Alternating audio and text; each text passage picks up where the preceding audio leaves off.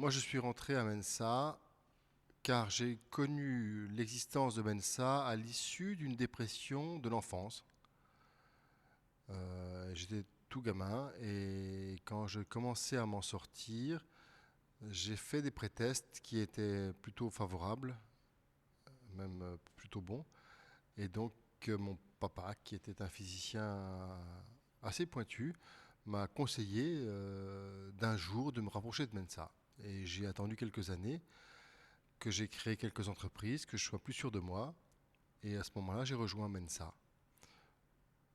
Très peu de temps après, mon ami d'enfance Jean-Marc m'a rejoint, dans des circonstances complètement différentes de celles qu'il vient d'expliquer, mais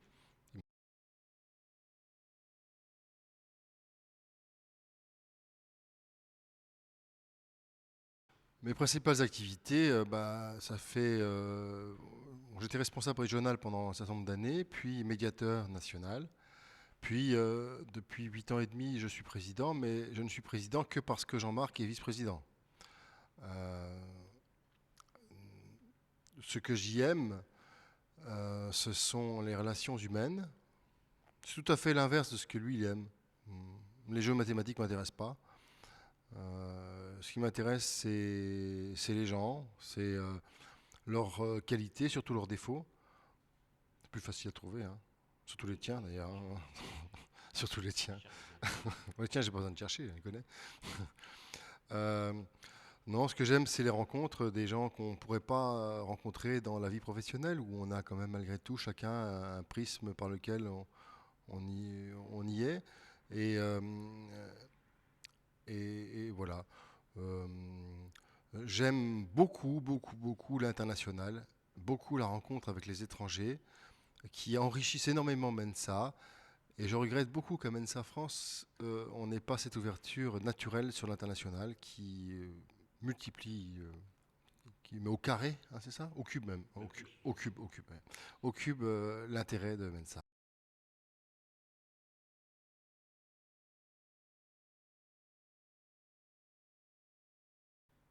Je pense que moi je suis très actif dans différentes associations, pas qu'à Mensa. Je m'investis beaucoup dans les associations. Une de mes grandes fiertés d'ailleurs, c'est que Jean-Marc, qui a dit qu'il y a 10 ans, il m'a dit moi jamais je n'adhérerai dans une association parce que je suis un individualiste forcené. C'est que il a changé d'avis. Il n'y a que les imbéciles qui ne changent pas d'avis, ce qui veut dire qu'il n'est pas imbécile. Ça ne veut pas dire qu'il est intelligent pour ça, mais bon, il n'est pas imbécile, c'est déjà pas mal. Oui. Mais déception, c'est pas des déceptions, mais ce que je n'aime pas, ce sont les gens qui viennent dans une association pour se servir. On est dans une association pour servir. Et je crois que plus on donne, plus on reçoit. Des exemples, il y en a de multiples, mais les gens qui viennent là pour se regarder le nombril et se trouver intelligents et étaler un petit peu ce qui sont pas vraiment, moi c'est quelque chose qui m'agace. Maintenant, je n'aime pas être que négatif. Il y a tellement de gens intéressants que ces gens-là, je les vois pas. Voilà.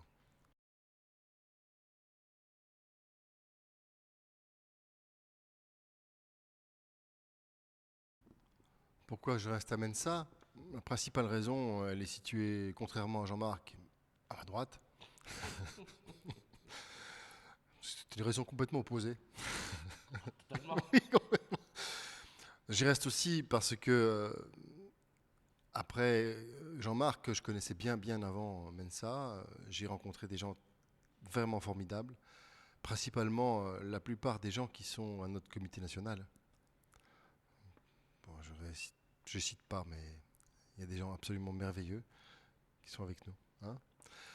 Euh, je reste à Mensa aussi parce que je pense qu'il y a encore plein d'autres gens à connaître, plein d'autres gens en France, plein d'autres gens à l'étranger, et que même quand on sera plus aux manettes, qui ne saurait tarder, on sera relativement actif, même fortement actif, en France et à l'international.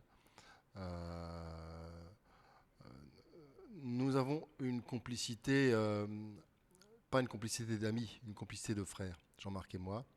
Et je veux dire que j'aurais pu ne pas être là à l'instant, il aurait répondu aux questions, j'aurais souscrit évidemment en signant de la main droite en bas, et je pense qu'il aurait fait, non, je sais qu'il aurait fait la même chose